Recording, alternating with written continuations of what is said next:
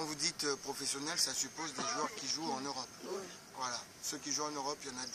Mais les autres, ils sont peut-être au pays, mais c'est leur métier, donc ils sont aussi professionnels. Coach, est-ce que vous pensez pouvoir réitérer le match d'Abidjan ici au Cameroun?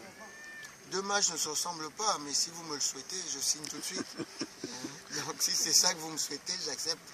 Mais deux matchs ne se ressemblent pas, évidemment. Donc on est venu, encore une fois, pour faire le meilleur match possible. Et quand on est compétiteur, il y a 3 résultats. Donc il y en a 2 qui nous intéressent. Un qui n'est pas bon pour nous. Mais comment avez-vous pu justement changer votre équipe au point de perdre un samedi et aller gagner 4-3 le mercredi suivant? Ce sont les circonstances, c'est ça le travail d'un entraîneur aussi, et le travail d'un groupe. Pendant 4 jours, on a travaillé différemment. Et il ne vous aura pas échappé qu'à Kinshasa, on a joué sur un terrain synthétique. Et en Côte d'Ivoire, c'est un terrain en herbe qui était gras. Donc, ce n'est pas le même type de joueur qu'il faut utiliser sur ce genre de circonstances. Donc, à Kinshasa, on a joué aussi un peu de malchance. Hein. On a joué un peu de malchance aussi face à cette équipe de Côte d'Ivoire.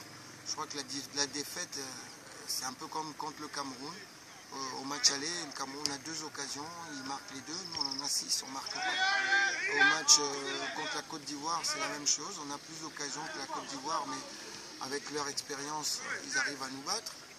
Et puis là, sur ce match-là, on a bien analysé le match aller, ce qui n'a pas fonctionné. C'est par rapport à une équipe qui est en reconstruction, donc, notamment rien que la communication. Donc on a amélioré et puis voilà. Ça n'a pas été un match parfait en Côte d'Ivoire. Si vous voyez, on mène 3-1 avec le fait qu'on n'a pas suffisamment d'automatisme entre nous. On a laissé l'équipe de Côte d'Ivoire revenir à 3-3. On a quand même eu le courage, la volonté de passer au-dessus parce que sur ce match-là, si on faisait match nul, c'était la fin. Donc on a eu cet orgueil bien placé d'aller arracher la qualification. Vous connaissez déjà l'équipe camerounaise parce que vous avez joué au match aller. Match retour, vous jouez en attaque, bloquez le milieu ou bloquez la défense. Quel est le système que vous allez utiliser? Comme vous dites, on connaît l'équipe camerounaise comme eux nous connaissent aussi. Donc l'équipe camerounaise n'a pas changé, nous non plus on n'a pas changé tellement de système. Hein. Que ce soit le Cameroun, la Côte d'Ivoire ou nous, on utilise tous le même système en 4-3-3.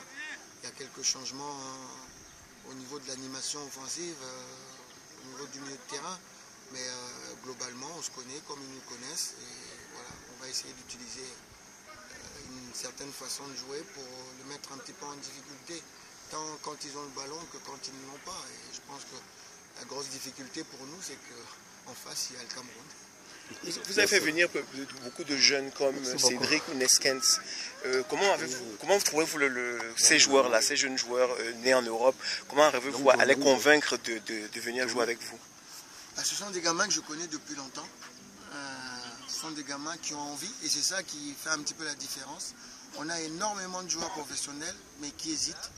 Alors ils hésitent pour x, y raison, hein. On ne va pas les étaler. Bon, c'est sûr que la première raison, c'est qu'ils espèrent jouer pour le pays dans lequel ils ont l'habitude d'évoluer. Ils sont nés ou ils sont arrivés très jeunes. Donc c'est une raison qu'on peut comprendre. Et après, bon, il y a aussi le pays de leurs parents qui leur trotte dans la tête aussi. Mais bon, il faut les mettre dans les mêmes conditions que dans le pays dans lequel ils vivent pour qu'ils puissent venir. Mais il y a aussi des gens qui viennent, sachant qu'ils ne vont pas trouver les mêmes conditions, mais ils ont envie. Et ceux-là, quand ils ont envie, ils donnent énormément plus. C'est le cas de Niskel, c'est le cas de Cédric. Eux, ils ont envie. Dès que je les ai eus au téléphone, ils ont dit « je viens ». Donc, quand ils viennent comme ça, ils donnent plus que ceux qui hésitent. Il y en a beaucoup qui réfléchissent énormément. Je crois que quand je suis arrivé en poste, j'ai mis une liste de 107 noms. Ça a fait parler beaucoup de gens. Mais ça a fait, pour moi, ça a fait réagir. Et il y a beaucoup de jeunes maintenant qui ont envie de venir. Et c'est pour ça que je dis qu'on est en reconstruction. Ces jeunes-là étant en place, ils donnent envie justement de repartir sur une autre dimension avec des gens un petit peu plus matures qui sont un petit peu de côté, mais bon, qui vont revenir. La concurrence va être bonne. Est-ce que votre pays rêve de 98 comme au Burkina, de faire un exploit pareil? Bon, si on doit rêver, c'est pas de Burkina. Si on doit rêver, c'est de 73. c'est d'emporter la coupe. On a quand même 114. 2 étoiles. On a quand même